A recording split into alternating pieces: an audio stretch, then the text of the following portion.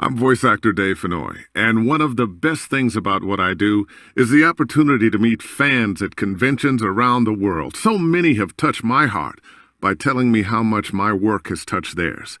Well, right now, I'm activating my voice for autism during National Bullying Prevention Month and reminding you that each and every one of us is unique and special, and no one deserves to be bullied. Just got back from Seattle, where I signed autographs at the Dota 2 Championships. B-E-N-N-P-T. Oh, Bennett. You said that the flares ran out of paper or something? That's what she said. There you go. If you don't know, Dota is one of the biggest games in the world.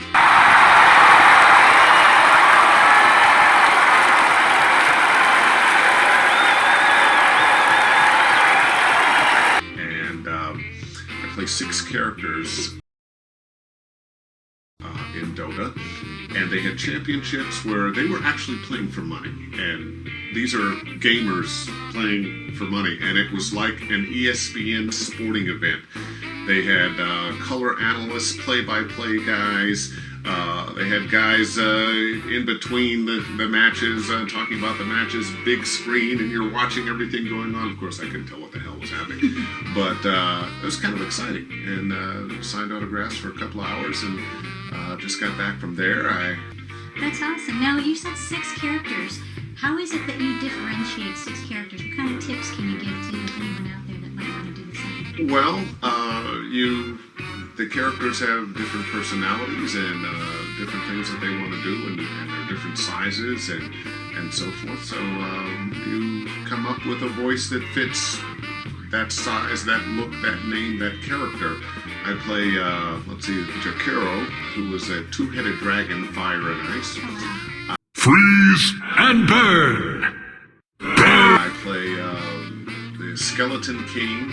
Submit to the Wraith King's rule. Huskar. Found its place. In pain is power. No. The Faceless Void. Forestalled. Entombed by... Oh, there's a couple others. I can't remember the names right off the bat. Oh, Batrider. Girl, that was lame. Blech. Just swallowed a bug. And, oh, Venomancer. Wow, those sound Ah, missed him. Ooh. like some great characters. They're pretty wild. Do you ever find they visit you on your off times when you're not working? No. I leave them in the studio until I return for things like signing, and you get fans who are playing that game and listening to your performance every day. Can you say that, man? Can you say that line? Can you say, comes the Skeleton King? That. Wow. Venomancer. Well, I think that's a key with voiceover, especially in gaming, is to be versatile, be able to differentiate one voice from another. Because I do hear some people that say, hey, I can do a lot of voices. And you find that it all has the same linear sound, even though they're switching up the personalities. Well, every person has a certain musicality to their voice, histrionics, the song that is their voice. And to really be successful capturing multiple voices, you have to create a whole different song, a whole different rhythm, as well as finding other places within your voice, other timbres, where you place that voice to make it sound different.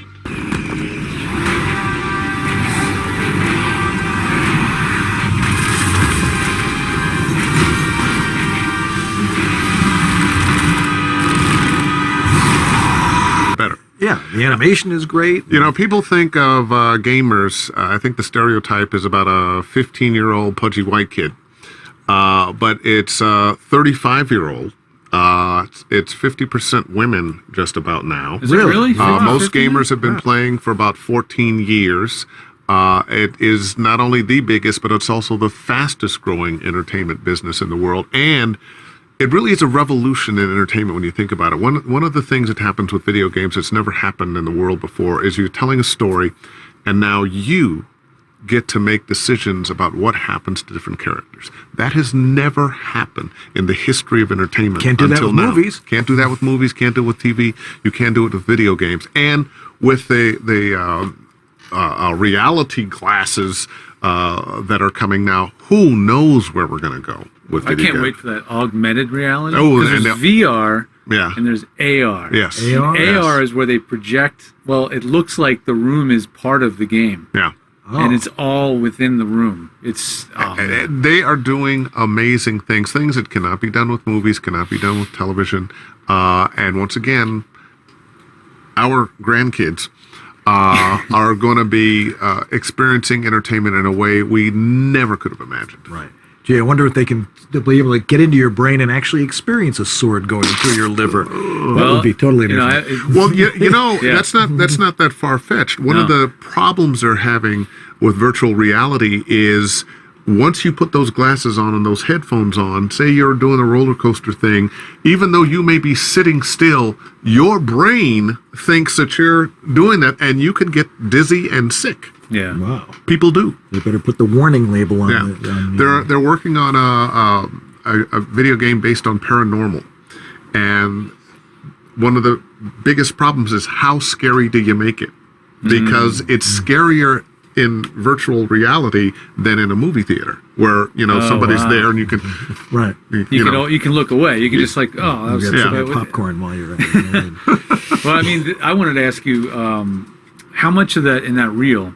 You don't have to come up with an exact number, but was any of that recorded in your own booth, or was that a lot of it all was done out recorded in my own studios? booth. The majority, I would have to say, was recorded at outside studios, but Yeah. but several of those were recorded in my booth. And No, those, no, and no, those are sorry. and those are directed sessions. Those are directed sessions. Yeah. And then, are they ever people ensemble? Very rarely. Yeah. I have done 2 ensemble video game recordings in my life. One was for Blizzard. We were doing Walla for World of Warcraft, and we had like 30 actors at LA Studios. And So Walla is when you have just a room full of a actors. room full and they're just- full of the best video game voice actors in the world. If a bomb had gone off in there, well, and there have been a lot of recasting. Walla's kind of improv. Wallace, sort of an improv, that's right? that's the the group sounds, the mumbles underneath, Yeah. and another one. There's a guy out in Woodland Hills that has started recording 2 or 3 people at a time for some games when he can get clients to agree to it. Everybody wants to do it one person at a time. The nature of post-production pretty much dictates that.